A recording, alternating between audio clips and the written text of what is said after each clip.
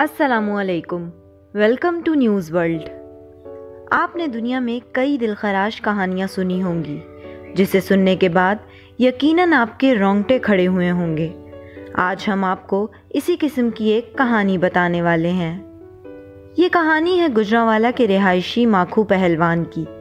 ये जब 28 साल के थे तो एक बीमारी ने इन्हें आन घेरा जिसने उन्हें बिस्तर से लगा दिया था। 10 साल वो बिस्तर पर ही रहे, यहाँ तक कि रिश्तेदार, दोस्तों, बहनों और भाइयों तक ने उनका साथ छोड़ दिया था। सारी जमा पूंजी उनके इलाज में लग गई। माखू पहलवान का इस हवाले से कहना है कि मैं पहले बहुत स्मार्ट हुआ करता था, भागता था। मेरी टांग पहले सूजना शुरू हुई थी, फिर आहिस्ता आहिस्ता बहुत मोटी होती चली गई।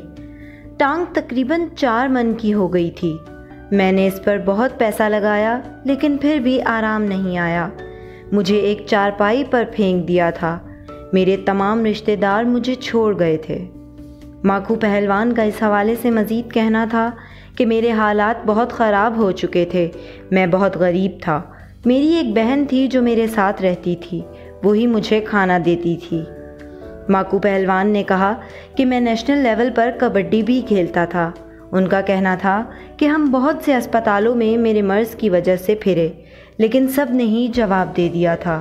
उनका कहना था कि मेरे इलाज की वजह से मेरे माँ बाप का जेवर बिक गया, हमारा घर भी बिक गया था, मैं मज़दूर हो गया। ताहम माखू पहलवान अब सिर्फ एक पहलवान नहीं बल्कि एक कसाई भी हो गए हैं। माखू पहलवान अपनी इस बीमारी से इतना तंग आ गए थे कि उन्होंने कहा कि मुझे जहर ही दे दो ताकि इसे खाकर मैं मर जाऊं। माखू पहलवान ने बताया कि हमारे गांव में एक मियाँ रहमत साहब होते थे। उन्होंने मेरा साथ दिया, मेरे उनसे अच्छे ताल्लुकात थे। मेरे पास कोई भी नहीं आता था तो ये आकर मुझे उठाते थे। उन्होंने बताया कि मेरी मदद एक उमर नामी आदमी ने की जो कि मियाँ रहमत के तवस्सुत से मुझ तक पहुँचे थे। उन्होंने मेरा इलाज करवाया, मुझ पर पैसा लगाया, यहाँ तक कि मेरी टांग काटी गई जिसका सारा खर्च उन्होंने ही उठाया। मैं हर वक्त उन्हें दुआएं देता हूँ।